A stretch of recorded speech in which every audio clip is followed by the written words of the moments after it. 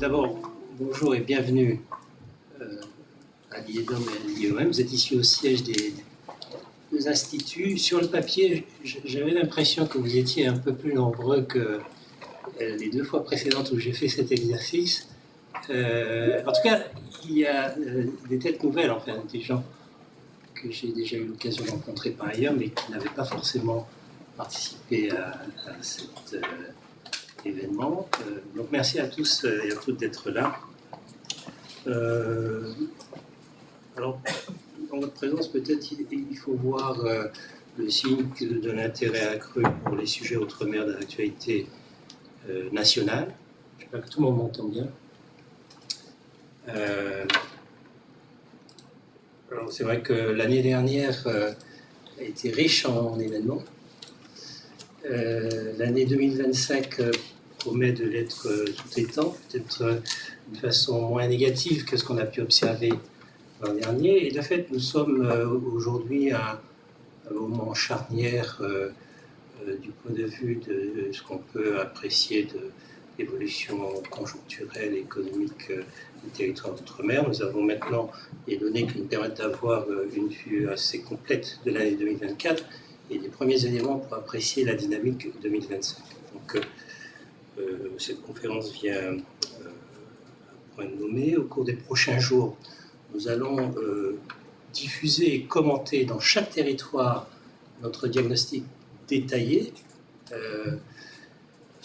Ce que nous faisons aujourd'hui, c'est un exercice qui prend appui sur ces éléments, mais d'une façon plus globale, qui consiste à essayer de dégager des lignes de force, à la fois pour ce qui est des constats qu'on peut opérer, et puis aussi pour ce qui est des réponses que l'on peut apporter aux situations qu'on constate. Alors le premier constat que je voudrais partager avec vous, si on peut, c'est moi qui ai... Voilà. C'est celui d'une vulnérabilité accrue des territoires d'outre-mer, des territoires français d'outre-mer. Alors, dit comme ça, je pense qu'il n'y a probablement rien de très surprenant. Donc, ce qu'on va faire, c'est essayer d'objectiver, d'aller au-delà simplement de l'idée qu'on reçoit et d'objectiver. Sur cette diapositive, ce que vous avez, c'est une information qui va dans ce sens. D'une part, on fait le constat d'une succession de chocs d'origine externe qui ont trait à la façon dont l'environnement international dans lequel baignent les territoires depuis 2020 avec la pandémie, en passant par l'invasion de l'Ukraine par la Russie, jusqu'à la période toute récente, 2025, les annonces spectaculaires de la nouvelle présidence américaine et l'émergence de ce qu'on pourrait probablement appeler un nouvel isolationnisme américain. Mais aussi, à côté de ces chocs externes, des chocs de nature interne, propres ou idiosyncratiques, propres au territoire, d'origine multiple, économique, sociale, politique, géophysique. Ce que vous avez sur la carte, ce sont quelques exemples les plus marquants pour l'année 2024 de cette manifestation, de cette répétition de chocs externes, le mouvement contre la vie chère en Martinique, les événements cycloniques à La Réunion et à Mayotte, les émeutes en Nouvelle-Calédonie. Donc ce que je vais faire, c'est essayer de préciser ces éléments. D'abord, pour ce qui est des catastrophes naturelles, ce qui est intéressant, c'est d'essayer d'apprécier l'impact que ça a, de mesurer l'impact que ça a sur l'activité économique dans les territoires. Là, je prends deux exemples, en fait, sur la base des événements qui se sont produits l'an dernier, et pour ce qui est de la Réunion encore en tout début d'année. Alors, Mayotte et Chido, ce que je vous présente là, ce sont les réponses que nous a apportées un certain nombre d'entreprises que nous avons interrogées à la fin de l'année dernière sur l'impact du passage de Chido sur leur activité. le constat, c'est que la quasi-totalité des entreprises ont subi une dégradation au moins partielle, à hauteur de 96%. Deuxième constat, c'est que la moitié d'entre elles estiment qu'elles sont, à ce moment-là, estimaient qu'elles étaient en mesure de reprendre leur activité, de retrouver une activité à un niveau précédent chez nous entre 6 mois et 1 an. C'est la partie jaune du camembert que vous avez sur le graphique. Donc ça, c'est une illustration pour Mayotte. C'est bien ce qu'on a en tête, mais les entreprises nous le disent. C'est un impact massif, mais avec un petit élément positif qui est qu'il y a une perspective de reprise, somme toute, relativement rapide. L'autre illustration concerne ce qui s'est passé à La Réunion. On a eu 2 cyclones en 1 an, et là, en début 2024, et puis Garance en début 2025. Et ce que nous illustrons là, c'est l'impact de ces cyclones sur l'évolution des prix. En fait, on prend les 2 événements, et ce que le graphique illustre et ce que nous avons mesuré, c'est l'impact sur l'évolution des prix des produits frais. On constate au bout d'un mois un impact assez fort. C'est un impact qui culmine au bout de mois et qui s'estompe ensuite progressivement. Vous avez donc un pic d'inflation qui a été au point de mois sur les produits frais. Et le fait qu'on vient d'avoir les résultats de l'inflation de mars à La Réunion, quand on regarde la composition de l'indice, c'est bien ce qu'on observe. Donc, impact important des catastrophes naturelles au plan économique sur l'activité et sur les prix.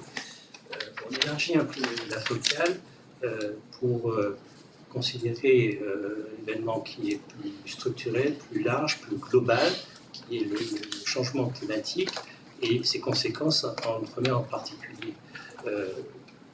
L'analyse qui est là, où les conclusions, les éléments de diagnostic qui sont sur cette diapo sont issus des travaux du GIEC, du groupe d'experts intergouvernemental sur l'évolution du climat. Je ne veux pas commenter tous les éléments, mais juste sur les cyclones, pour faire le lien avec la diapo précédente. Ce que dit le GIEC, ce que montrent les travaux du GIEC, et ça c'est un constat ou un diagnostic assez général, c'est qu'une des manifestations du changement climatique, c'est l'augmentation de la fréquence et de l'intensité des éléments type cyclone.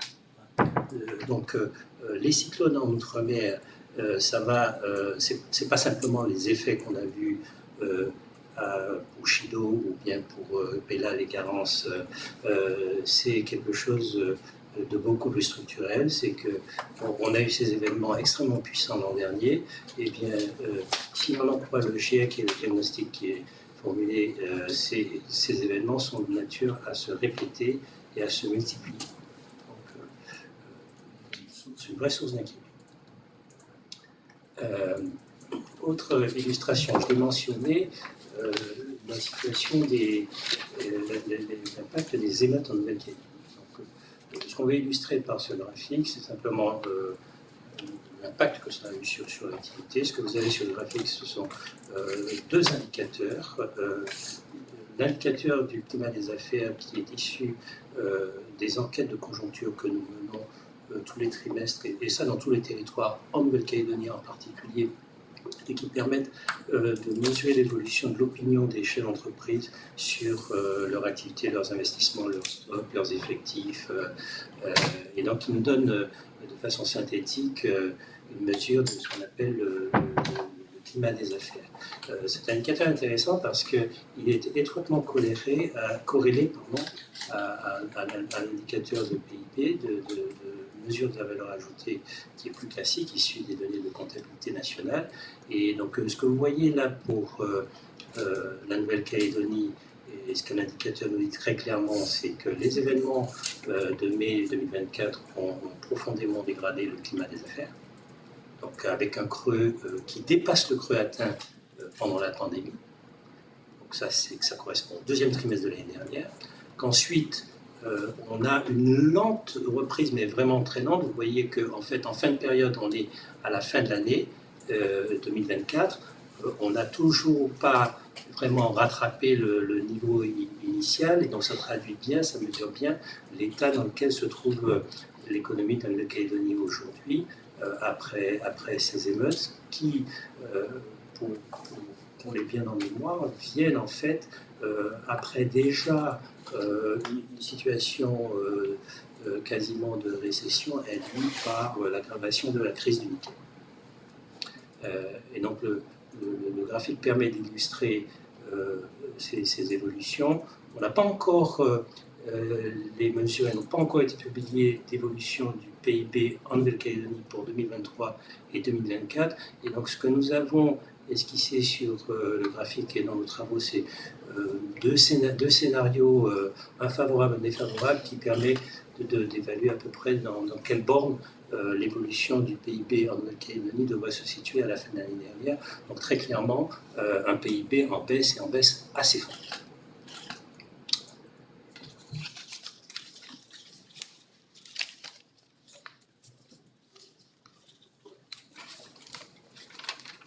Donc, autre illustration, pour faire le lien avec la carte que j'ai présentée initialement, la question de la vie chère, les regains de tension qui sont associés.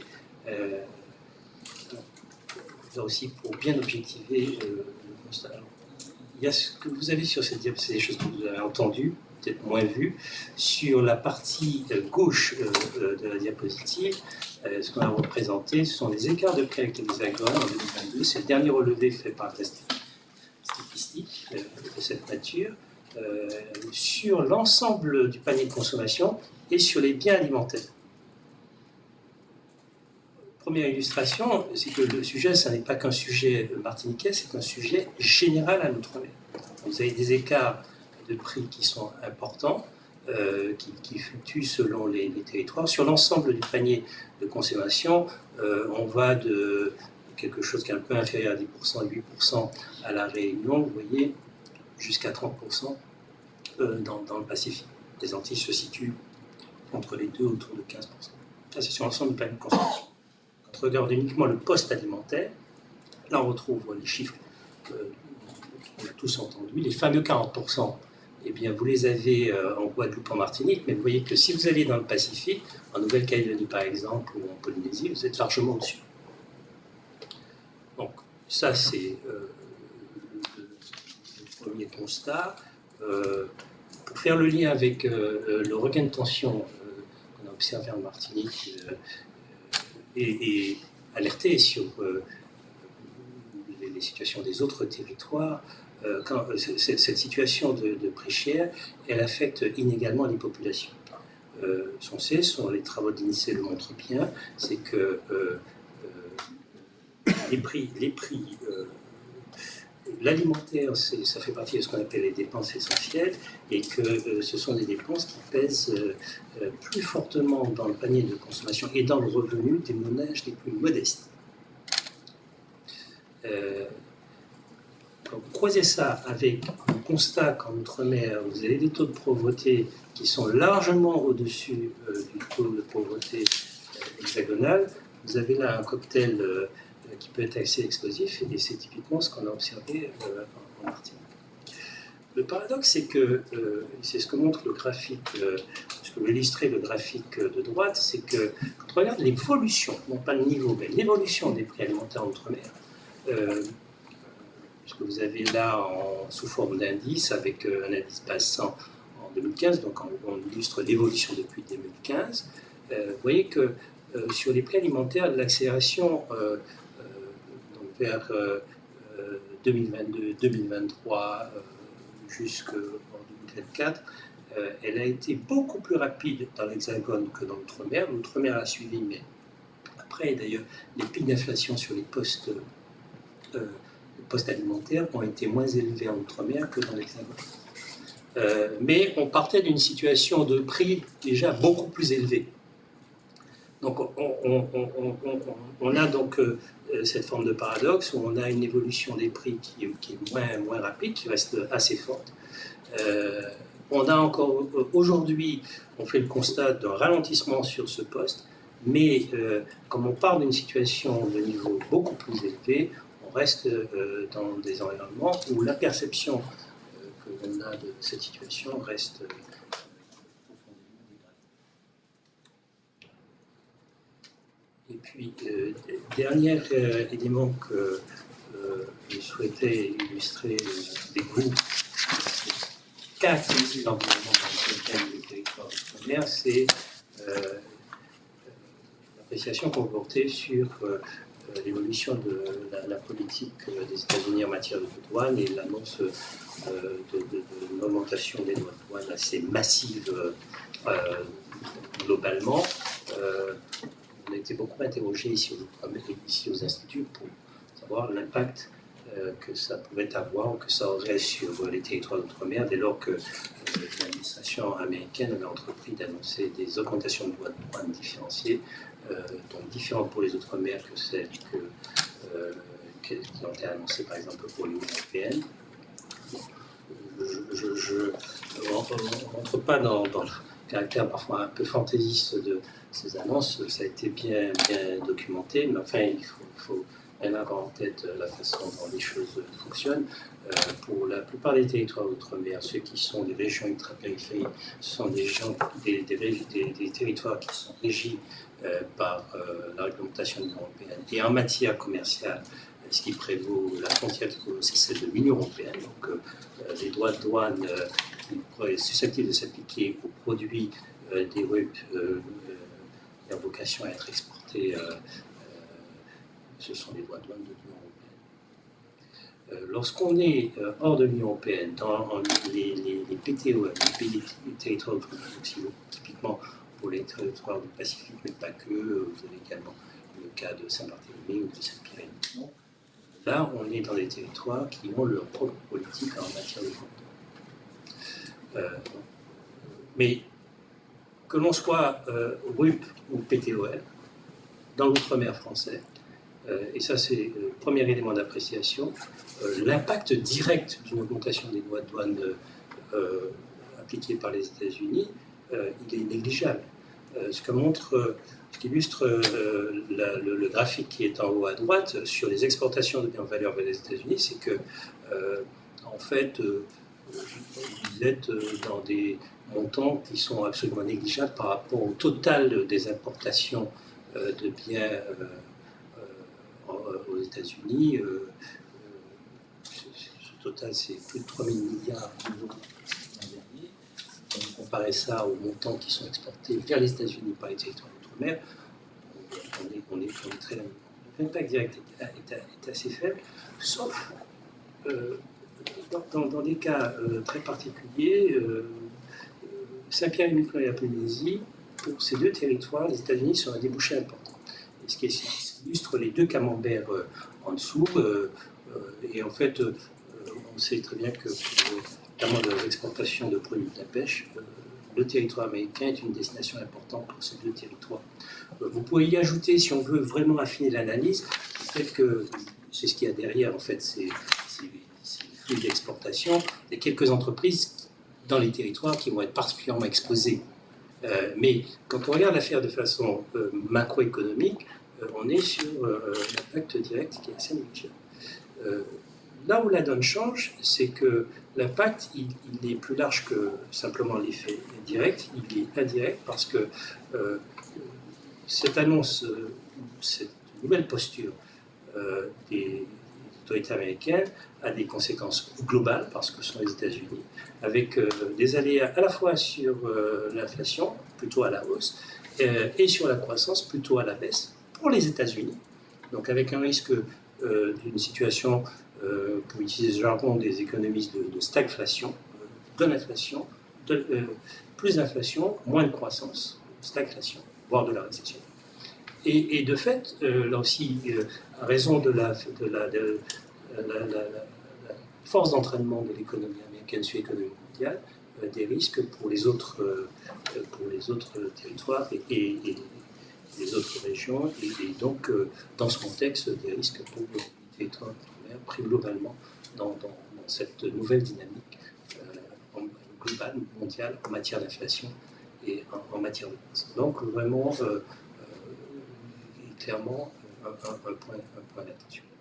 Donc, voilà le premier constat. Une vulnérabilité accrue pour l'ensemble du territoire. Donc, un environnement dans lequel faire des affaires paraît assez défavorable. Maintenant, je vais passer la parole à Stéphane Foucault qui va évoquer les implications de ces situations sur le comportement des entreprises et des individus. Voilà, on a intitulé cet élément une dynamique économique en réalité. On va commencer par les entreprises. On a évoqué tout à l'heure pour la Nouvelle-Calédonie le climat des affaires pour montrer l'impact de la crise calédonienne sur notre indicateur du climat des affaires. Peut-être deux précisions. Tout d'abord, l'indicateur du climat des affaires est basé sur les seuils d'opinion des chefs d'entreprise et il est aussi calculé sur une moyenne de longue période. Donc, ce que vous voyez comme barre à 100, c'est la moyenne de longue période. Donc, quand la courbe est au-dessus, c'est que globalement, les chefs d'entreprise estiment que la situation de leur entreprise va un petit peu mieux et que les perspectives sont positives. Lorsque la courbe elle est en dessous de cette limite des 100, ils ont une opinion différente qui essaie d'une aggravation de leur situation. Ça ne signifie pas qu'on est en récession, parce que le trend qui représente la moitié, enfin la ligne des 100, elle est sur une croissance modeste mais positive. Donc on peut être légèrement en dessous de la courbe sans être dans une récession. Le constat, c'est que, ça permet d'ailleurs de regarder avec la pandémie, le pic vers le bas qui a été constaté au premier trimestre 2020 dans l'ensemble des géographies. Vous avez d'ailleurs également la courbe de la métropole basée sur l'enquête que réalise la Banque de France auprès des chefs d'entreprise. C'est la courbe en gris qu'on retrouve sur les trois graphiques. Quel est le constat qu'on peut faire de cet indicateur du climat des affaires? Eh bien, quasiment dans toutes les géographies, certes avec des écarts sur le Pacifique, mais dans toutes les géographies, on se rapproche de la moyenne de longue période, qui est la droite des 100, voire on descend en dessous de cette moyenne de longue période dans un certain nombre de géographies, notamment la Martinique et également la Réunion, qui sont des gros territoires qui rentrent dans cette période, dans cette situation où la situation va moins bien que la moyenne de l'ensemble des années passées. Alors on a des cas extrêmes qui ont été évoqués s'agissant de la Nouvelle-Calédonie, mais on a également une situation qui est plus favorable en Polynésie française, où le territoire enregistre 2 années successives de records de fréquentation touristique, et donc qui a un effet d'entraînement sur le reste de l'activité économique. Mais voilà, les chefs d'entreprise constatent un ralentissement de leur activité et on passe dans une majorité de géographies un peu en dessous de la moyenne de longue période. Alors, on a un indicateur de climat des affaires pour les principales géographies. Pour ce qui concerne les petits territoires, Saint-Pierre-et-Miquelon, Wallis-et-Futuna, Saint-Barthélemy et Saint-Martin, on ne réalise pas dans toutes les températures. Donc on constate l'évolution générale de l'activité à partir de proxys. Et on a retenu 2 proxys, un pour Saint-Pierre-et-Miquelon et Wallis-et-Futuna, qui est l'évolution des importations de biens. Et on voit une légère baisse des importations de biens à Saint-Pierre-et-Miquelon. Et pour ce qui concerne Wallis-et-Futuna, alors qu'on était dans une phase de croissance des importations, on arrive en 2024 à une stabilisation des importations avec des effets induits par la crise calédonienne, puisque Wallis-et-Futuna est alimenté en termes d'importation de biens de façon maritime essentiellement par des navires qui proviennent de Nouvelle-Calédonie. Et pour ce qui est des 2 territoires des îles du nord de la Caraïbe, Saint-Barthélemy et Saint-Martin, le proxy qu'on a retenu, c'est le nombre de passagers à l'aéroport de ces 2 territoires. Donc, ce qu'on constate, c'est que Saint-Barthélemy est sur son trend record, niveau important d'activité touristique à travers la mesure du nombre de passagers arrivés depuis 2022, un niveau élevé, alors que Saint-Martin n'a pas encore totalement retrouvé son niveau record de touristes ou de passagers plutôt débarqués à l'aéroport de Saint-Martin. Et l'autre point qu'on peut noter, c'est que ces deux territoires ont à peu près la même fréquentation de leur aéroport, sachant que Saint-Barthélemy, c'est 11 000 habitants et Saint-Martin, c'est 32 000 habitants. Donc ça aussi, c'est important d'avoir ce ratio en tête pour mesurer l'activité de ces deux territoires. On va regarder un élément un tout petit peu plus précis sur l'activité des entreprises à travers ces graphes. Donc, si vous regardez, ce sont les couleurs. Il y a des couleurs à gauche qui sont des couleurs rouges et orange, et à droite, des couleurs vert clair et vert foncé. Quand il y a plus de rouge et de orange, c'est que les chefs d'entreprise qu'on a interrogés estiment que leur chiffre d'affaires en 2024 a baissé par rapport à 2023. À l'inverse, lorsqu'il y a plus de vert sur les histogrammes, c'est que les chefs d'entreprise considèrent que leur chiffre d'affaires a davantage augmenté. Donc, on peut classer les géographies avec la Guadeloupe et la Polynésie française qui enregistrent des croissances telles qu'elles sont évaluées par les chefs d'entreprise, on est dans le cadre d'enquête, plus importantes en nombre de chefs d'entreprise qu'ils ont pu enregistrer par rapport à ceux qui ont considéré qu'ils avaient une baisse de leur chiffre d'affaires. À l'inverse, la tendance est différente en Martinique, en Guyane, mais également à La Réunion, où majoritairement il y a davantage d'entreprises qui enregistrent une baisse de leur chiffre d'affaires en 2024 par rapport à 2023. Et surtout, on a la Nouvelle-Calédonie où l'ampleur de la baisse est quand même très très significative pour l'ensemble des entreprises. Très grande majorité des entreprises. Voilà qui permet aussi de caractériser l'ampleur de la situation en Nouvelle-Calédonie, puisque dans le programme sur la Nouvelle-Calédonie, le pourcentage de variation qui recueille le plus de suffrages de la part des chefs d'entreprise, c'est une baisse de 20 à 40% de leur chiffre d'affaires en 2024 par rapport à 2023.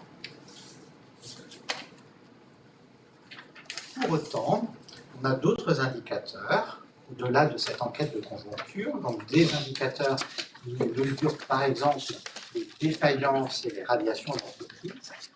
Donc s'agissant des défaillances sur le graphe de gauche, on vous a mis la métropole, l'hexagone, pardon, sur la courbe bleu clair et on vous a mis les outre-mer dans leur globalité sur la courbe bleu foncé.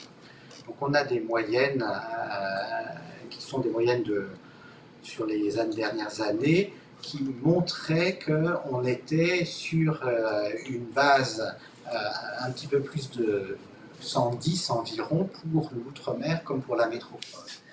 Bien sûr, les dispositifs d'aide aux entreprises qui sont intervenus massivement à l'occasion de la réponse nationale donnée à la crise Covid ont entraîné un soutien massif aux entreprises et ce soutien massif, il a permis de maintenir en activité des entreprises dont la viabilité n'était pas toujours certaine.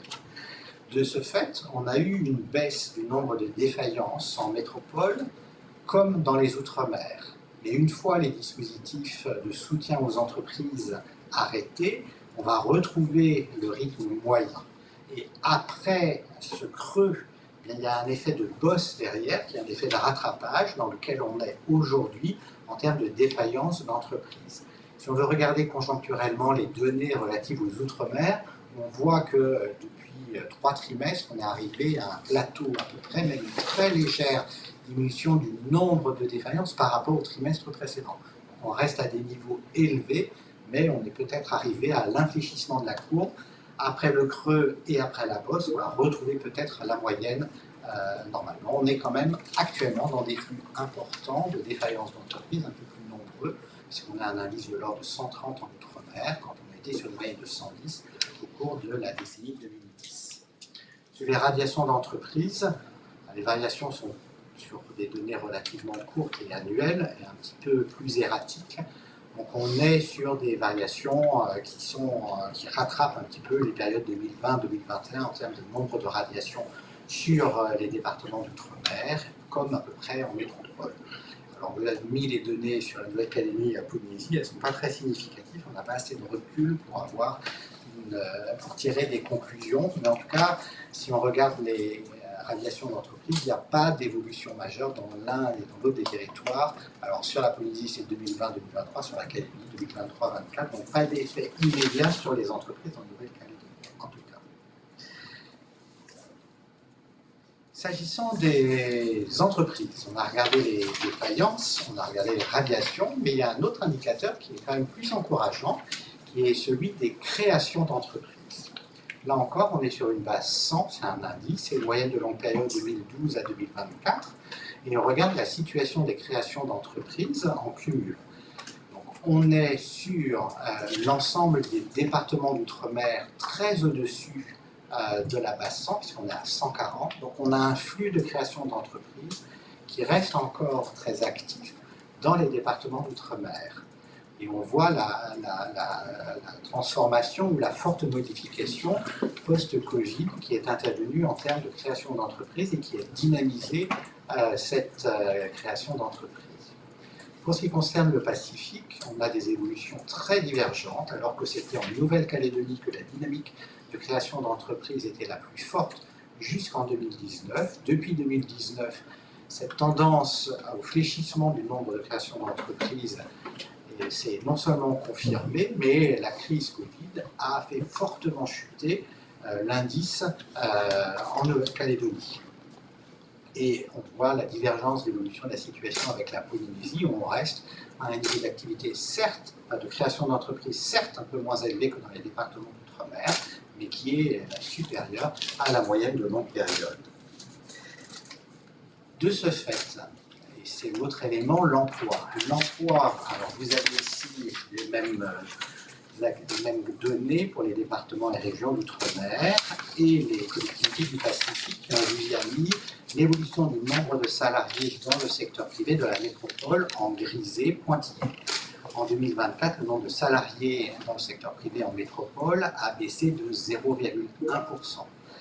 Et en cohérence avec l'évolution de l'activité des entreprises, nous avons un ralentissement des créations d'entreprises, des créations d'emplois salariés, voire dans certaines géographies une diminution du nombre d'emplois salariés.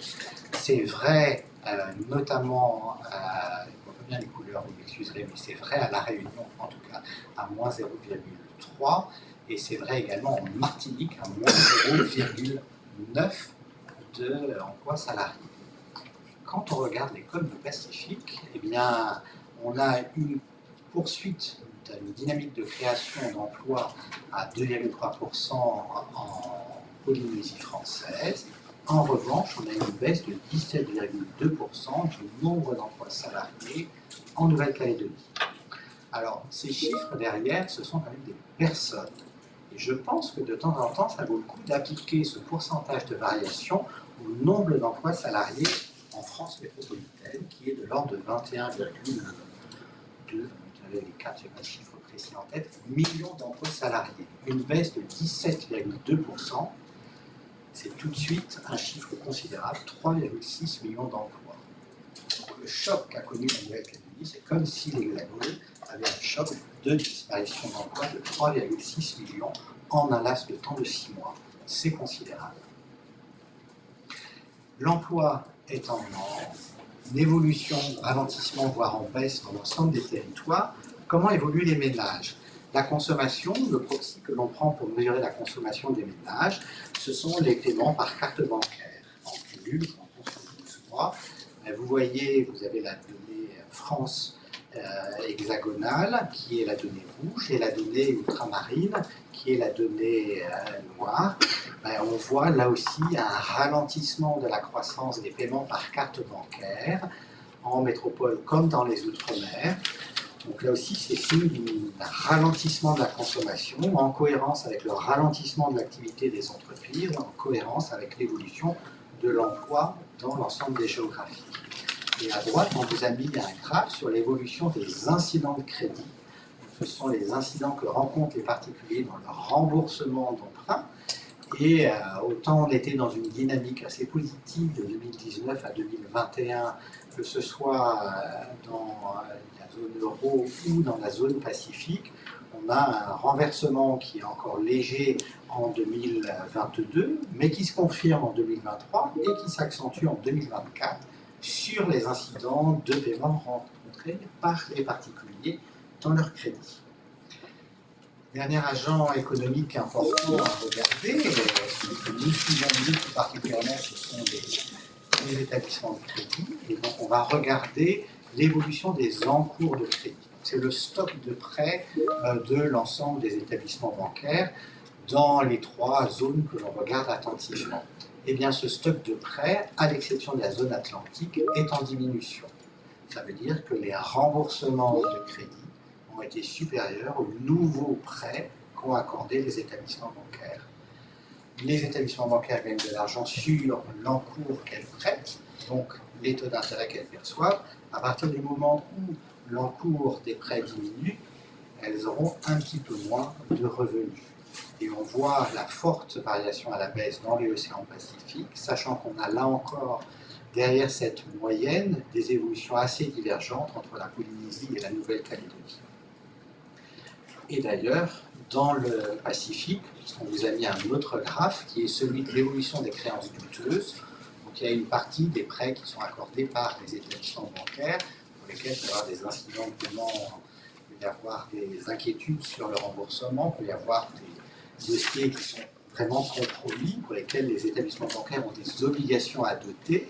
Et on voit l'évolution des créances douteuses. Elles sont assez plates dans la zone océan Indien, une légère tendance à la hausse dans la zone atlantique, mais par contre une très forte évolution à la hausse dans l'océan Pacifique. Et là encore, on a des évolutions divergentes entre d'un côté la Nouvelle-Calédonie et de l'autre côté la Polynésie. Bien entendu, le taux de créances douteuses augmente bien plus vite en Nouvelle-Calédonie qu'en Polynésie française. Le dernier point que je souhaitais aborder, ce sont les prévisions d'activité sur le début de cette année. Alors, le début de cette année, on est toujours sur nos enquêtes auprès des chefs d'entreprise, à gauche, comme à droite. Et donc, à gauche, alors les histogrammes ne sont pas faciles à regarder, mais c'est le pourcentage des chefs d'entreprise qui nous disent comment voyez-vous le début de cette année. Plus il y a de vert, plus ils sont positifs, plus il y a de rouge, plus ils sont négatifs. Alors, la géographie dont le solde est vraiment positif, c'est la Guyane, qui a un tout petit peu plus de vert que de rouge. Paradoxalement, vous allez me dire la Polynésie, vous n'arrêtez pas de dire qu'elle se porte mieux, et là il y a beaucoup de rouge, mais c'est un effet saisonnier, puisqu'on est sur la période creuse du début de l'année en termes d'activité touristique. Donc c'est assez normal d'avoir cette évolution, donc il faut la prendre avec une pincette. Et pour le reste, vous voyez que la Réunion, la Nouvelle-Calédonie et la Martinique, tout comme la Guadeloupe, ont une majorité d'avis négatifs. Alors certes, moins marqué en Guadeloupe et en Martinique, puisque le solde est relativement faible, mais fortement marqué à La Réunion et en Nouvelle-Calédonie. Donc en Nouvelle-Calédonie, on comprend bien, et à La Réunion, on a quand même une certaine inquiétude sur ce début d'année 2025, avec une morosité qui semble s'installer sur le territoire. Parallèlement, la dernière question qu'on a posée à nos chefs d'entreprise, c'est est-ce que vous craignez une défaillance sur les 12 prochains mois? On pose cette question assez régulièrement et vous voyez, on a différencié la moyenne de l'outre-mer en rouge dans le graphique du haut, avec d'une part la Guyane, dans le graphique du bas, d'autre part, Mayotte. La Nouvelle-Calédonie. Donc vous voyez que la Nouvelle-Calédonie se détache avec une crainte, donc une proportion de 45% des chefs d'entreprise qui craignent pour un risque de défaillance de leur entreprise dans les 12 prochains mois. Et vous voyez l'évolution de Mayotte qui est beaucoup plus erratique, qui est liée aux crises sociales qu'on a pu rencontrer, et là tout récemment au phénomène cyclonique, où on a 30% des chefs d'entreprise qui craignent une défaillance de leur entreprise dans les 12 prochains mois. Merci Stéphane. Donc, une vulnérabilité accrue, une dynamique économique à travailler, c'est ce qu'on vient d'illustrer. La question, c'est comment est-ce qu'on y répond. Et c'est le troisième et dernier volet de cet exposé où on va évoquer la façon dont on mobilise, dont on peut mobiliser les politiques économiques pour traiter cette situation.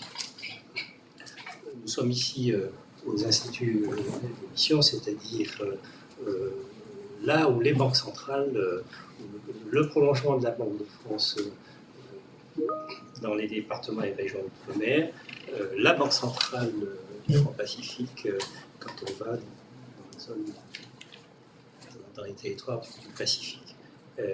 Et donc notre responsabilité, c'est la politique monétaire, c'est-à-dire la façon dont le financement et les conditions de financement de ces territoires vont s'organiser. En fait, face à ces constats qu'on fait aujourd'hui, mais qu'on observe tout au long de l'année, à travers notamment les enquêtes de conjoncture, nous ne sommes pas restés inertes. L'action de la Banque centrale, c'est une baisse de 175 points de base de ses taux directeurs au cours des 16 derniers mois.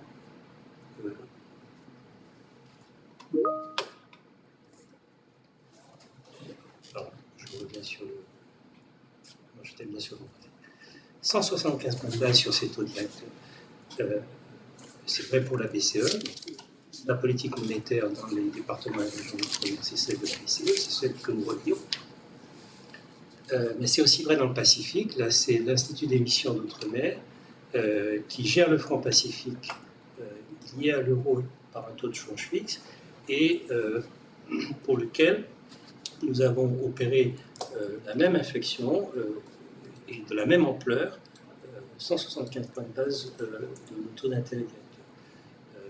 Ce qui est important, c'est de bien savoir à quoi servent ces taux d'intérêt directeurs. Ce sont les taux qui vont déterminer les conditions auxquelles, là où les banques centrales vont permettre aux banques commerciales de se refinancer, d'emprunter auprès d'elles, avec l'objectif que ces inflexions de taux d'intérêt sont répercutées par les banques commerciales dans les conditions qu'elles proposent aux ménages et aux entreprises. Ce que nous illustrons sur ce graphique, c'est le résultat de cette répercussion. C'est l'évolution du coût du crédit aux entreprises et aux particuliers. Et ce que montre le graphique, c'est l'amorce d'une inflexion. Il reste limité parce que cette transmission, cette répercussion, elle se fait dans un certain délai, qui peut être assez long en réalité. Donc, plus marqué pour les entreprises que pour les ménages. Donc ça, c'est ça traduit bien la forme des courbes qui sont là, sans entrer forcément dans les détails, mais dans tous les bassins, ou presque. Il manque le dernier point sur le bassin indien, le bassin pacifique, mais vous avez l'idée d'une baisse progressive du coût du crédit, qui est moins marquée, plus lente que celle des taux d'intérêt directeurs, mais qui est perceptible. Quand on regarde l'évolution du coût du crédit aux particuliers, là, les choses sont beaucoup plus inédites. Donc on est encore dans une situation où le coût du crédit ne reflète pas encore, ou très imparfaitement, les inflexions que nous avons apportées en politique monétaire. Donc, si on veut préciser les choses, ce sont des indicateurs que nous calculons également. On peut en fait aller dans le détail des différents types de crédits. Là, la situation en fait, il y a deux grandes segmentations. D'une façon générale, comme je l'ai dit, pour les entreprises, la répercussion est plus rapide, elle est moins rapide pour les ménages. Et quand on regarde les ménages en particulier, l'évolution est différente selon qu'on observe les découverts ou les autres formes de crédit. Hors découvert, on est dans une situation où le coût du crédit, c'est une question qui revient souvent, qui interroge souvent, est assez proche de ce qu'on observe dans l'Hexagone, et avec une dynamique à peu près similaire. En revanche, sur les découverts, les écarts sont beaucoup plus marqués.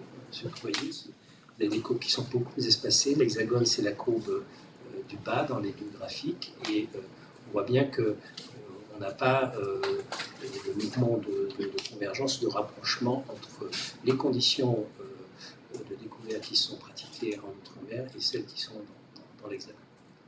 Donc la réponse ou la réaction de politique monétaire, elle existe, elle est puissante. Sa traduction dans les conditions de financement en Outre-mer est encore imparfaite et doit être observée dans la durée parce que, en fait, la façon dont se transmettent ces impulsions dans l'économie est assez lente. Elle se fait à travers la demande de crédit des ménages et des entreprises. Elle se fait aussi à travers l'impact que ces inflexions peuvent avoir sur les anticipations des agents économiques, et la conjonction de ces deux canaux peut, à terme, au bout de plusieurs trimestres, avoir un impact sur la Ça, c'est l'objectif. Cependant, la réaction, ce n'est pas, ne doit pas être uniquement celle de la politique monétaire.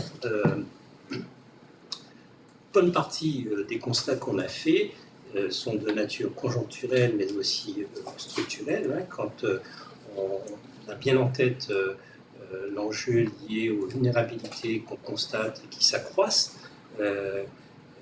lorsqu'on a en tête les objectifs d'accroissement de la croissance à long terme, de renforcement de la croissance à long terme des territoires, la réponse ne peut pas être celle de la politique monétaire. La croissance à long terme, c'est la productivité du travail, c'est l'éducation, c'est la gestion de la dette publique, c'est l'investissement. Ça n'est pas la politique monétaire. Ça, c'est l'objet des politiques budgétaires et des politiques dites structurelles. Et de ce point de vue, je crois qu'on peut partager avec vous un premier constat.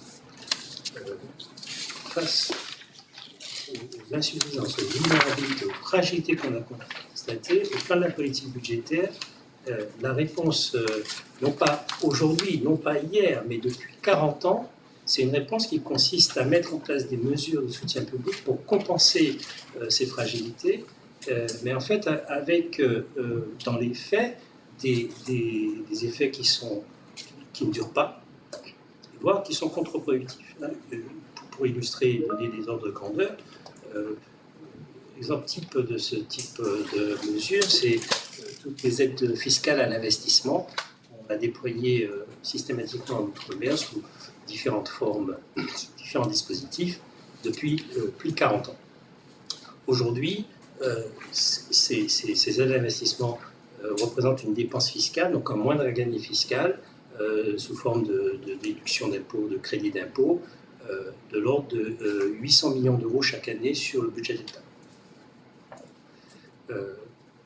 Quand on croise ce constat, l'information, avec la dynamique de l'investissement privé en Outre-mer, on constate bien le décalage.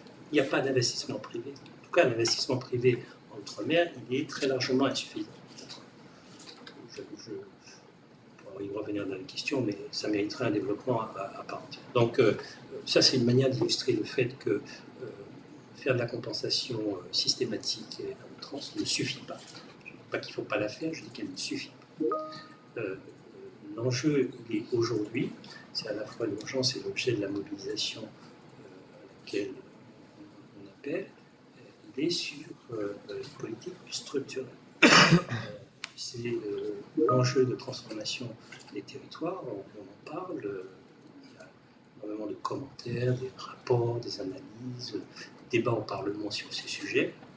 Ce qu'il faut, c'est le faire avec méthode et l'idée d'un calendrier.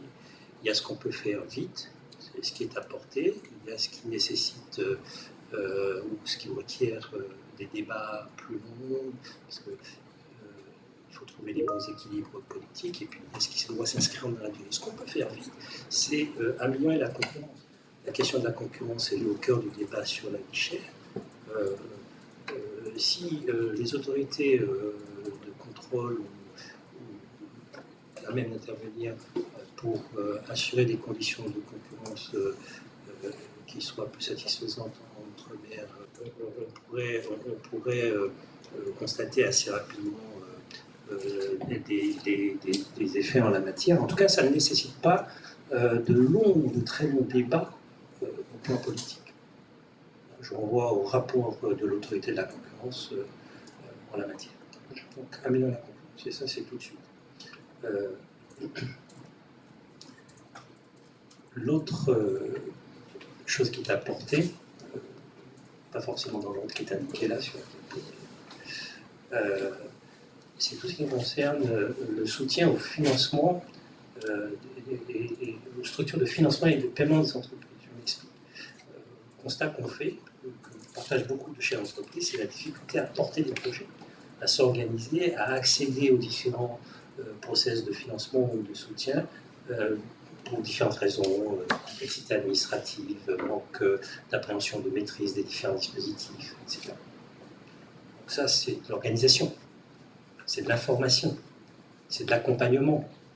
Aussi, ça ne nécessite pas de débat politique puissant. L'autre sujet qui existe, mais qui est en fait assez rarement évoqué dans des débats, c'est la question du délai de paiement.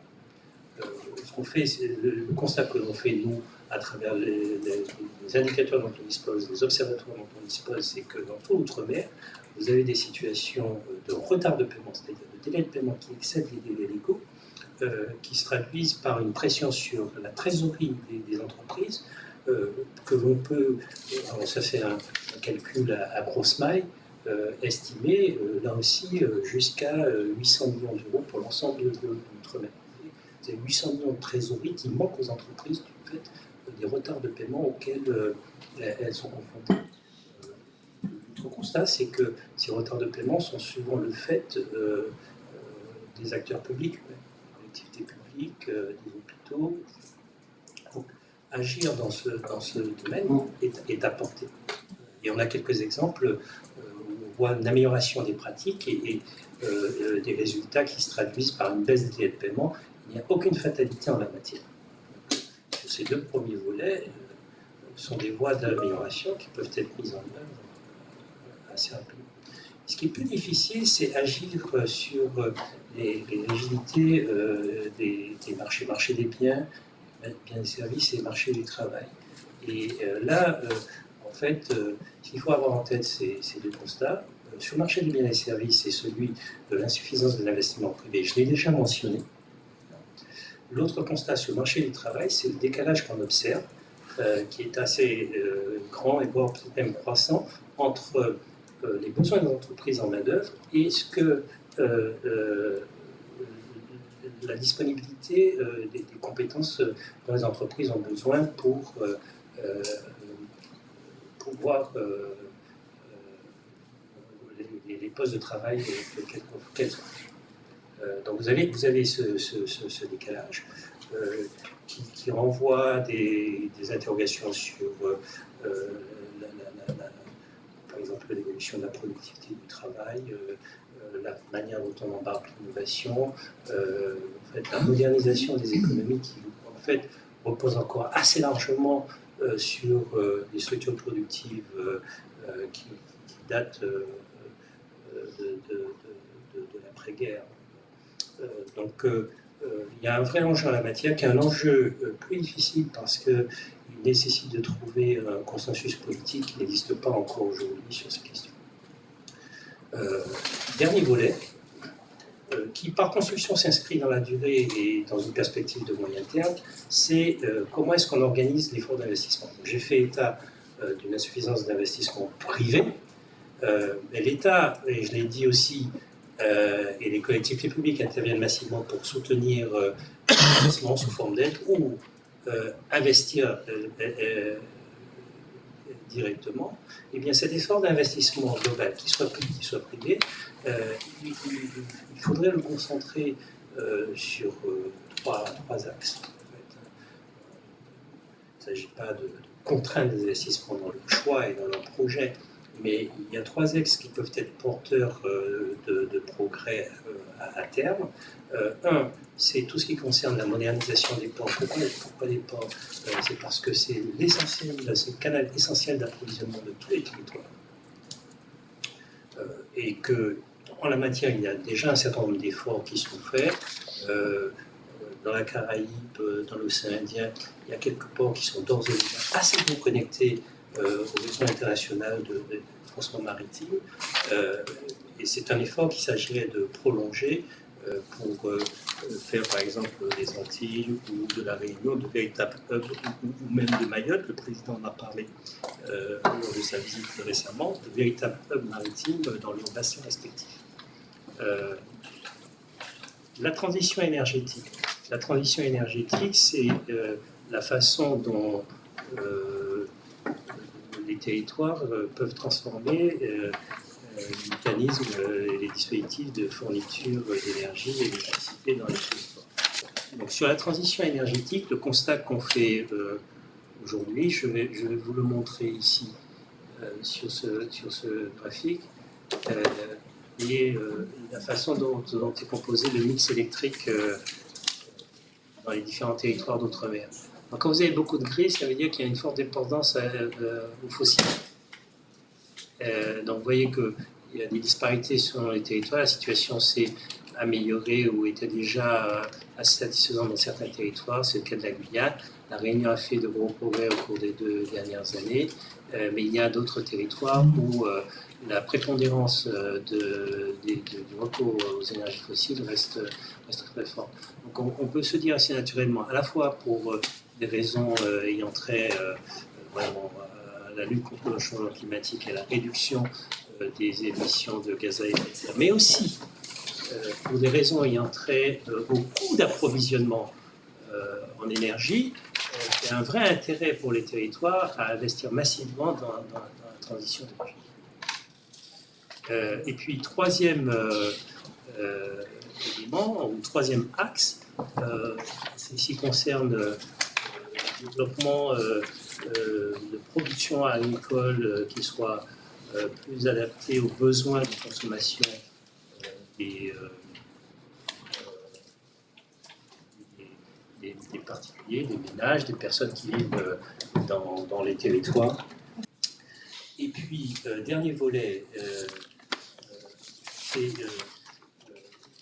la façon de renforcer ce qu'on appelle l'autonomie alimentaire, mais en fait, concrètement, ce que ça veut dire, c'est satisfaire une proportion beaucoup plus grande, beaucoup plus significative des besoins en consommation des populations à partir de la production locale.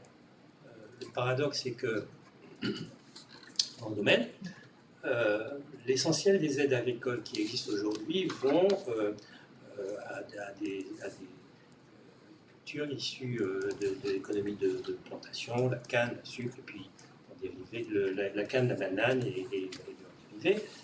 Donc ça, c'est l'essentiel des subventions européennes vont à ces cultures au bénéfice essentiellement de 3 territoires, la Réunion, la Guadeloupe et la Martinique. L'enjeu, c'est de savoir comment est-ce qu'on arrive à renforcer la part des cultures dites de diversification qui servent les besoins de consommation quotidien des personnes. Et vous voyez sur ce tableau l'état de la situation. L'État, par exemple, le constat qu'en Martinique, grosso modo, enfin, les chiffres sont disparates selon les produits, hein, mais vous avez à peu près globalement à peine 30% des besoins de consommation locaux qui sont couverts par la production agricole locale. Ça c'est le constat, et à mon sens, ça doit motiver qu'un effort accru soit fait pour renforcer cette proportion. Le sujet est déjà sur la table, hein, il est pris en main, donc là il faut l'organiser, et en fait il faut l'organiser d'une façon qui tienne compte de la durée. Ce ne sont pas des efforts à court terme, ce ne sont pas des efforts ponctuels, ce sont des efforts vraiment qui doivent s'inscrire dans une vraie stratégie. Donc voilà ce que nous voulions partager avec vous sur la réponse pour récapituler. La politique monétaire a d'ores et déjà pris sa part, et donc on est dans une phase d'assouplissement des conditions de financement qui doit produire son effet en soutenant la demande dans les territoires. Mais ça ne suffit pas. Et l'effort qui est à faire, qui est plus substantiel, qui doit s'inscrire dans la durée, c'est un effort de transformation structurelle. Merci. Voilà ce que nous voulons vous dire, et nous sommes prêts à répondre à vos questions.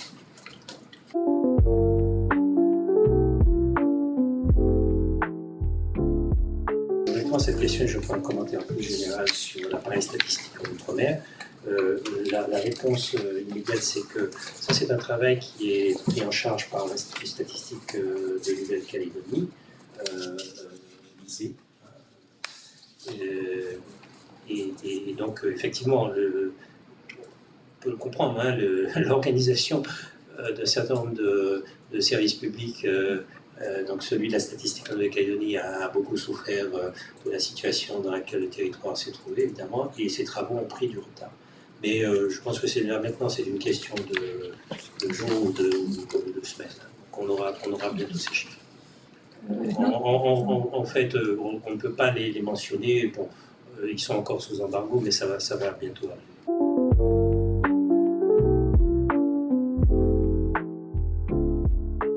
La question est intéressante. Moi, je vais vous donner notre sentiment et notre évaluation. C'est qu'on sera beaucoup plus proche de moins 10 que de moins 25. Alors, le commentaire plus large que je voulais faire, c'est que vous qui vous suivez l'évolution de la situation économique en Outre-mer, vous devez faire le constat que l'appareil statistique dont on dispose, il n'est pas aussi développé que ce qui existe, par exemple, pour l'Hexagone. On peut le commenter. À mon sens, il y a un vrai effort d'investissement à faire en la matière. Alors, quand on est dans les DROM, c'est l'INSEE qui opère sur toute la sphère réelle, hein, sur la sphère financière, dépôt, crédit, etc. C'est l'IEDOM sous couvert de la Banque de France. Quand on est dans le Pacifique, chaque territoire a son propre institut qui dispose d'un certain nombre de moyens, mais peut-être pas à la hauteur de ce qu'il faudrait pour vraiment disposer d'un appareil statistique extrêmement développé ou sophistiqué. Pour illustrer, les indicateurs qu'on donne, les indicateurs de PIB, ils arrivent avec de toute façon un certain décalage, au moins une année, et puis, dans certains cas, les indices des prix ne sont pas disponibles à fréquence mensuelle.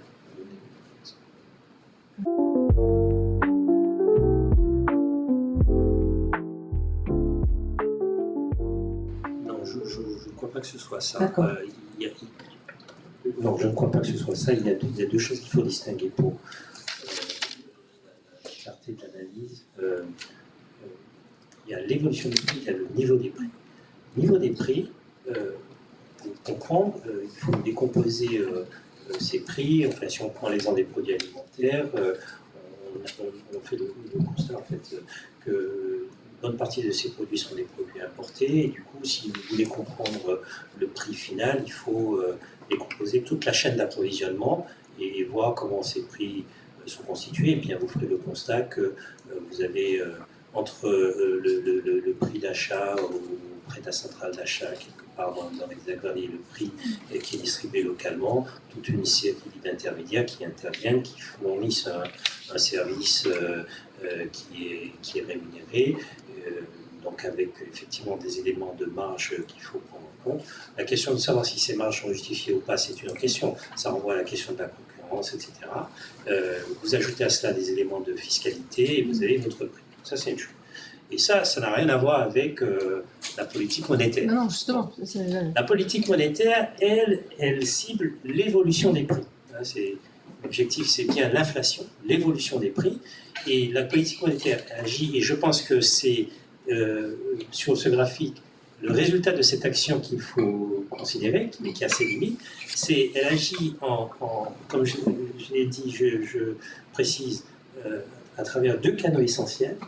Un, le canal des anticipations. Par construction, ça n'est pas observable, mais c'est dire aux consommateurs, à l'entreprise qui achète, voilà la cible d'inflation que vous devez avoir en tête, voilà la façon dont vous devez vous revaloriser vos prix, etc. Donc ça, c'est la formation des anticipations. Voilà l'évolution des prix à laquelle vous pouvez vous attendre. Ça, c'est une chose, et ça, c'est un des grands enseignements de l'analyse économique des années 80 et 90. L'autre canal, c'est ce qu'on appelle le canal du crédit, donc qui agit à travers la demande du crédit. Là, ce qu'on voit, c'est quand vous augmentez les taux d'intérêt. J'ai parlé de baisse des taux d'intérêt directs, 175 points de base depuis 16 ans. Mais cette phase de baisse a été précédée d'une phase de hausse tout aussi rapide pour juguler l'accélération de l'inflation, et notamment des prix alimentaires.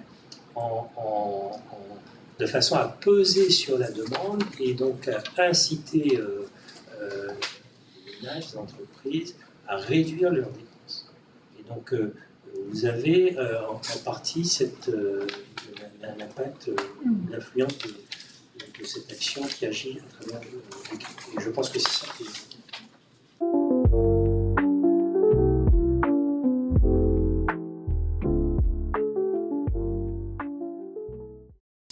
Avant, oui, non, vous ne faites pas référence à la situation actuelle.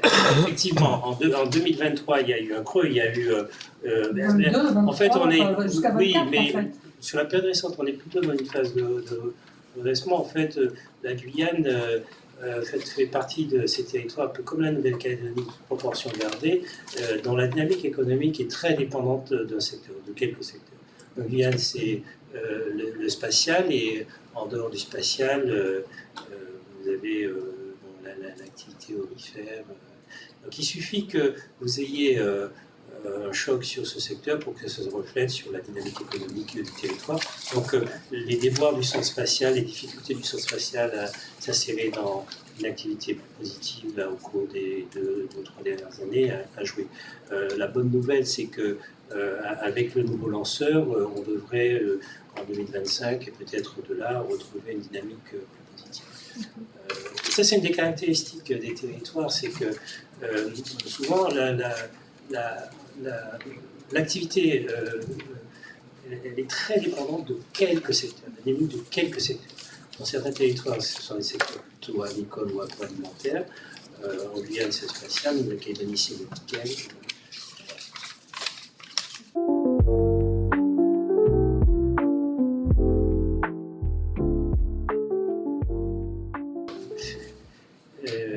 Peut-être deux choses. D'abord, vous avez en tête la loi Lurel, ce qu'on appelle les observatoires des tarifs bancaires et tout l'effort qui a été fait depuis en fait 15 ans pour piloter, maîtriser et rapprocher les tarifs bancaires qui sont pratiqués en Outre-mer de ceux qui sont pratiqués dans l'Hexagone. Cette action est entreprise, ça c'est la loi Lurel qui impose un certain nombre d'abord un suivi et puis aux établissements bancaires de rendre compte sur leurs pratiques en la matière, que nous relayons nous, je veux dire, institut d'émission, mais plus en fait avec la casquette superviseur, donc en fait c'est l'ACPA qui agit en signalant aux établissements bancaires qui ne se conforment pas à ces prescriptions, qu'il leur appartient de le faire. Ça marche dans le sens où sur quasiment tous les produits, tous les services bancaires qui sont offerts, on a eu ce mouvement de convergence et c'est ce que traduit l'évolution hors découvert. Sur les découvertes, effectivement, c'est une situation qui est différente.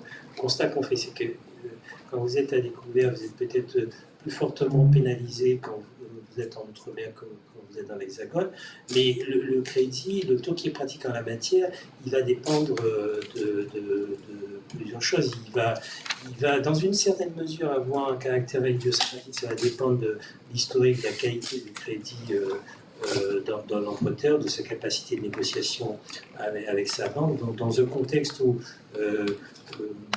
comme on l'a largement commenté, vous avez un tissu industriel, un tissu d'entreprise qui est fragilisé, des ménages qui sont plus vulnérables. En fait, à mon sens, une partie de l'explication vient de ce que les populations auxquelles s'appliquent ces tous sont plus fragiles. C'est presque double peine. Oui, c'est ça. Non, mais c'est exactement ça. C'est vraiment double peine. Et donc la convergence Lurel, elle n'a pas non plus été totale, puisque vous êtes quand même sur entre 4,2 et 5,5 ou 5,20, vous avez quand même plus d'un point. Oui, non, il y a une marge de progrès, pas rien pour les entreprises. Je pense qu'il faut le prendre en amont et c'est toute l'analyse qu'on a faite sur la situation d'entreprise des ménages. En fait, c'est ça qu'il faut d'abord corriger pour permettre aux emprunteurs de se retrouver face aux banquiers dans de bonnes conditions de discussion.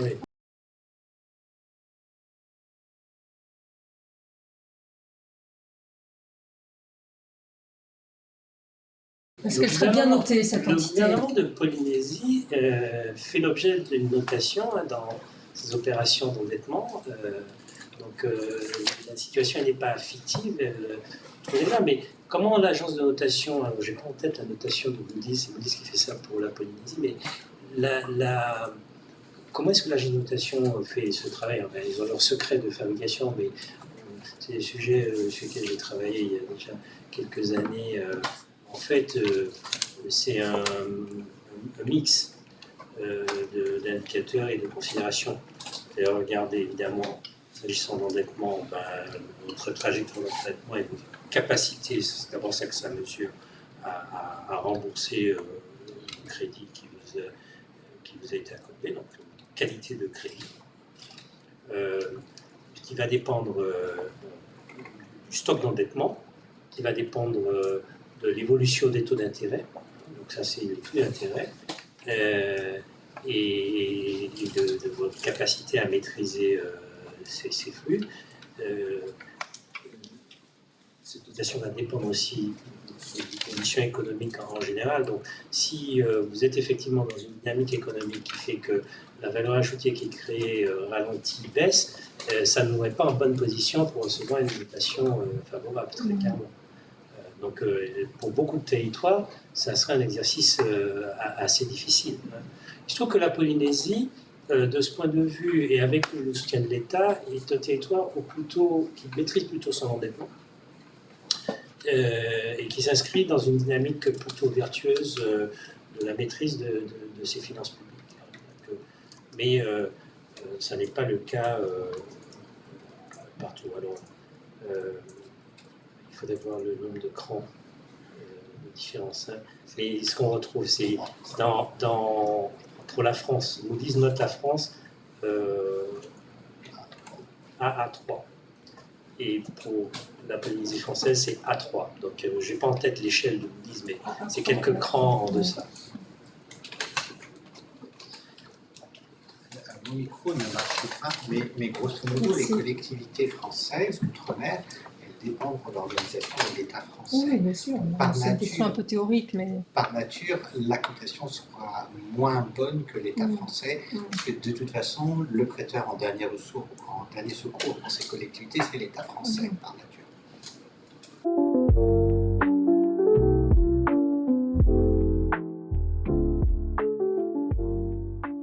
Sur les perspectives, en fait, c'est dans les échantillons qu'on utilise pour les enquêtes de conjoncture et calculer les indicateurs de climat des affaires. Alors, ce ne sont pas des échantillons, c'est très large, hein, ça dépend des territoires. Ça va être une centaine d'entreprises, un peu plus à La Réunion 200, entre 100 et 200 en général. Mais ce sont les entreprises, à la fois une question de nombre, mais aussi une question de qualité, en fait, qui auront un rôle d'entraînement dans l'économie.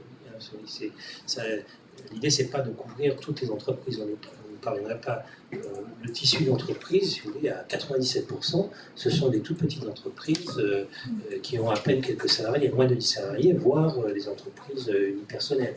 Donc, mais ce ne sont pas ces entreprises-là, même si c'est important, pris individuellement, qui vont faire la dynamique économique du territoire.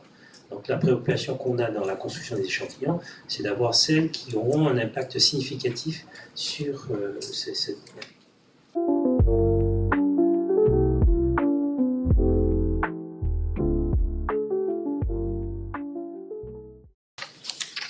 Préciser, on voulait faire vite après Chido. En fait, Chido, c'est Mayotte qui se retrouve entièrement en panne. Bon. Notre rôle en tant qu'autorité dans les banques centrales, c'est d'assurer un minimum de continuité d'activité, de continuer notamment d'informer. Donc on a fait quelque chose d'un peu ad hoc en ajoutant un questionnaire à l'enquête que l'on mène habituellement pour essayer d'éclairer l'impact de Chido. Voilà, si vous regardez plus précisément les différents graphiques, vous verrez qu'on met indicateur estimé. Donc on l'a fait sur la base des entreprises qui étaient en mesure de nous répondre. Donc sur un échantillon qui fait à peu près une centaine d'entreprises, celles qui ont répondu, de mémoire, c'est un peu moins de la moitié. Donc, forcément, on est sur un taux de réponse plus faible. C'est celle qui était en mesure de le faire et d'évaluer. Donc, ça, effectivement, invite à une certaine précaution sur la façon dont on extrapole ces résultats, et ça donne une indication. Et je la trouve intéressante parce que cette indication, on l'a croisée avec la lecture ou l'analyse qu'on avait du secteur des entreprises mahoraises avant Chido. On vient de publier, c'est accessible sur notre site, hein, précisément une étude rétrospective sur le tissu des entreprises à Mayotte, et qui montre que vous avez un tissu d'entreprise qui, au regard des indicateurs financiers habituels d'activité, est plutôt solide. Et qu'il y a ce contraste à Mayotte entre, disons, la situation du territoire telle qu'on peut la juger au regard du niveau de développement ou du revenu des ménages ou de la répartition de ce revenu, des taux de pauvreté, etc. Et puis la situation d'entreprise qui sont plutôt solides, qui dégagent des marges élevées. Selon nos indicateurs, à Mayotte, c'est le territoire où les entreprises dégagent les marges les plus élevées. Et ce qu'on voulait éclairer, c'était bien comprendre si à Mayotte, on était dans une situation équivalente ou qui ressemble à celle qu'on a connue au début. Là, vous avez clairement une très large part du tissu d'entreprise qui a été détruite de façon durable, avec des perspectives de reprise assez rapides, inexistantes. Là, la réponse que l'on a là, c'est qu'à Mayotte, c'est différent. Il y a un enjeu de reconstruction, mais alors ça c'est fait fin d'année, hein, donc à voir un peu comment les choses ont pu évoluer. On le saura là, quand est-ce qu'on sort le premier trimestre, mi-mai, donc vous voyez, d'ici 15 jours, on saura si ce qui est indiqué là est maintenu, parce que à Mayotte, les dégâts pour les entreprises, c'était des toitures envolées. Bon. Donc si vous avez la trésorerie, c'est ce que, et on pense qu'elle l'avait, c'est ce que nous disaient nos indicateurs pré-Chido, qu'en face, il y a les entreprises capables de fournir le service que vous attendez, vous pouvez redémarrer. En économie, ce n'était pas ça. Donc le chiffre qui est là, qui est à prendre avec effectivement précaution, ne nous a pas forcément surpris.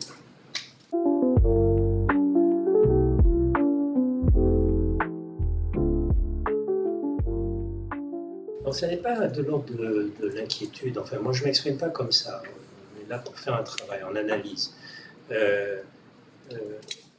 Ce qui nous paraît important, c'est de faire les bons constats, donc savoir où on en est, du point de vue de la dynamique de l'activité, dépasser le court terme, se projeter. L'élément positif, ce qui est nature à alimenter un optimisme que je qualifierais de prudent, c'est le fait que vous avez, ce sont des petites économies, et donc des situations qui sont toutes assez facilement réversibles. Stéphane évoquait tout à l'heure l'impact pour la Nouvelle-Calédonie des pertes d'emplois, et pour apprécier cet impact, l'équivalent que ce serait si on était dans le contexte hexagonal. Mais quand vous êtes sur des petites économies en nombre de salariés, en nombre d'entreprises ou en montant de valeur ajoutée, les fortes baisses, ça peut aussi assez vite devenir des fortes hausses. Bon. Mais à condition de ne pas les accumuler. Et donc, oui, vous avez raison, on fait le constat que la situation s'est dégradée, en général. Pas partout, ce sont des nuances, mais en général. Mais pour autant, il y a des ressorts là, pour rebondir si on enclenche les mesures de la bonne façon pour redonner de la confiance, redonner la perspective. Moi, je suis frappé de voir la réaction des populations quand elles s'expriment. C'est bien ça, c'est donner de la perspective, donner un horizon. Si on l'a pas, c'est difficile pour les entreprises de se projeter. Comment investir si vous êtes confronté à tout un champ d'incertitude? C'est ça qu'il faut clarifier.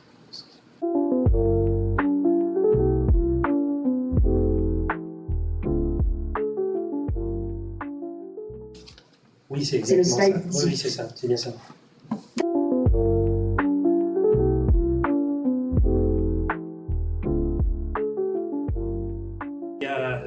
En fait, ça répond à des définitions comptables ou réglementaires assez précises. Hein. Vous avez un crédit, vous devez rembourser, vous avez l'échéance mensuelle, vous ratez une échéance, vous ratez 2 échéances. S'il n'y a pas d'accord avec la banque, s'il n'y a pas d'accord avec le superviseur, vous êtes obligé, en tant qu'établissement de crédit, de déclasser le crédit et en tout cas de l'inscrire en créance douteuse. C'est une application assez mécanique hein, de la réglementation qui existe en la matière.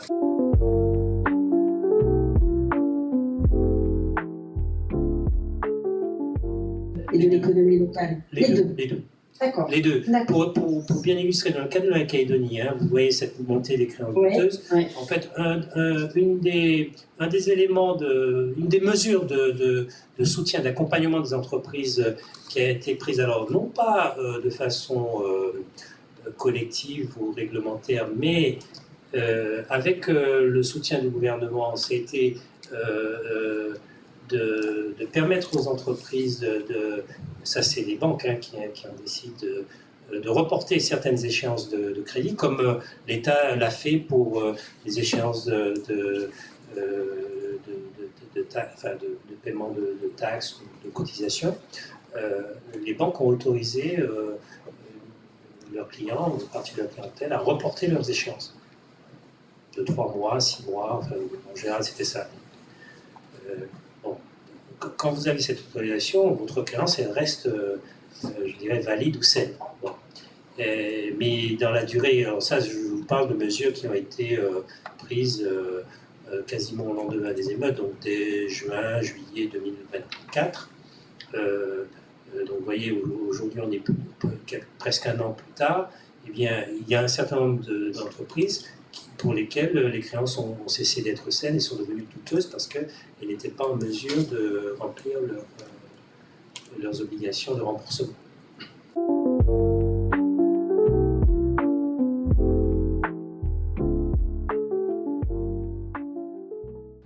C'est très intéressant. En fait, de façon assez simple, vous avez deux raisons, hein, deux grands facteurs qui permettent d'expliquer les retards de paiement, des délais de paiement qui ne sont pas respectés. L'un, c'est les difficultés financières.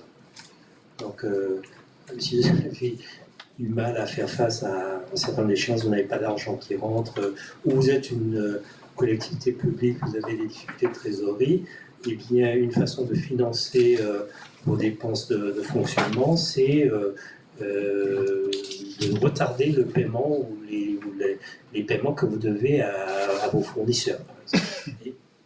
Donc ça c'est une première origine. La deuxième, c'est ce qu'on observe beaucoup dans le cas des collectivités locales, des communes, mais aussi des régions, des départements. Voilà.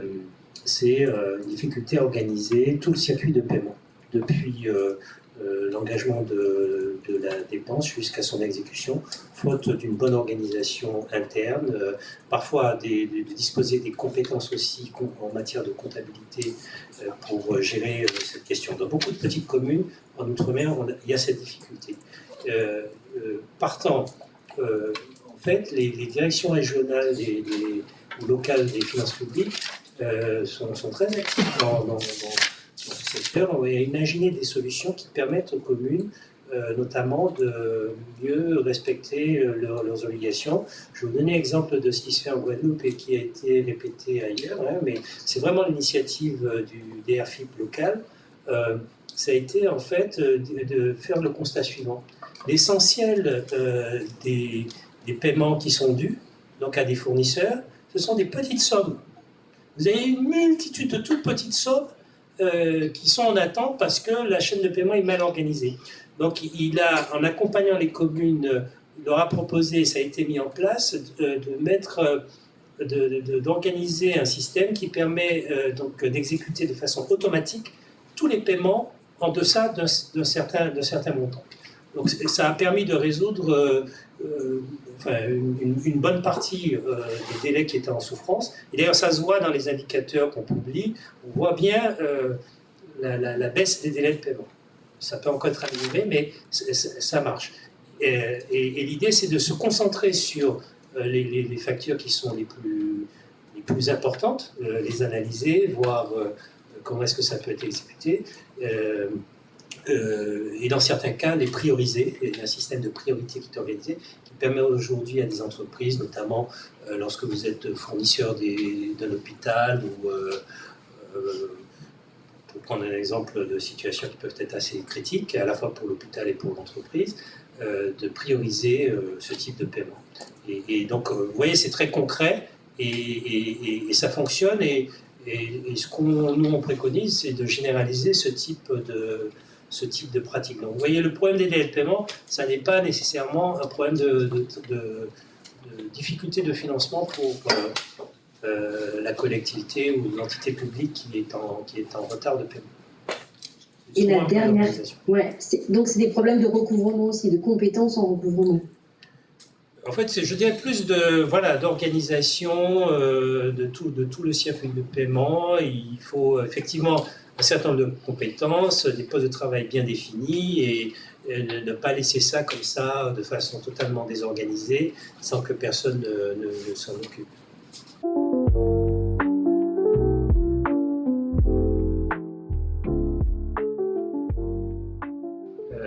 Alors pourquoi est-ce qu'ils sont à la peine? Pourquoi est-ce que vous investissez? Vous investissez parce que vous avez une perspective de rentabilité sur le projet. Donc le point de départ, c'est la qualité et la manière dont le projet est structuré, ce qui est convaincant ou pas. Donc si vous avez un projet convaincant qui est attirant, vous aurez des investisseurs et vous pourrez donc porter le projet à son terme. Donc il y a cette première difficulté-là, c'est pour ça que j'évoquais la question du portage des projets, accompagner vraiment des jeunes dans le secteur de l'innovation. Mais c'est pas que pas nécessairement être une start-up dans le digital pour être concerné. C'est vraiment très général. Donc la première idée, c'est celle-là. Plus largement, pour poursuivre sur cette idée, vous avez vraiment une question d'environnement. D'attractivité. Si vous êtes dans des environnements où vous pouvez avoir des craintes sur la sécurité, sur votre capacité à disposer des compétences dont vous avez besoin pour mener votre affaire, sur éventuellement la fiscalité. Vous voyez, il y a toute une série de paramètres qui vont entrer en ligne de compte pour déterminer la décision d'investissement. Et le constat qu'on fait, c'est que, en fait, les territoires outre-mer, c'est un constat qui est général. Vous m'interrogez sur qui est mieux positionné, c'est un constat qui est général. Et bien, sur toute une série d'indicateurs, vous êtes en retard. Et donc, c'est compliqué de faire de l'investissement privé quand vous êtes en outre-mer. Et c'est pour ça que je dis, vous évoquez le dispositif Girardin, alors ça c'est... effectivement, l'État a mis en place tout un ensemble de dispositifs d'incitation, donc de soutien à l'investissement, subvention à l'investissement. Mais en réalité, c'est pas ça qui fait la décision d'investissement. Si vous offrez à des chefs d'entreprise dans certains secteurs la possibilité de financer leurs investissements à moindre frais, ils vont la saisir, bien sûr, mais ça ne garantit pas que l'investissement sera réalisé. En fait, si vous regardez dans l'immobilier, qu'est-ce qui se fait? C'est que les opérations n'arrivent pas forcément à leur terme.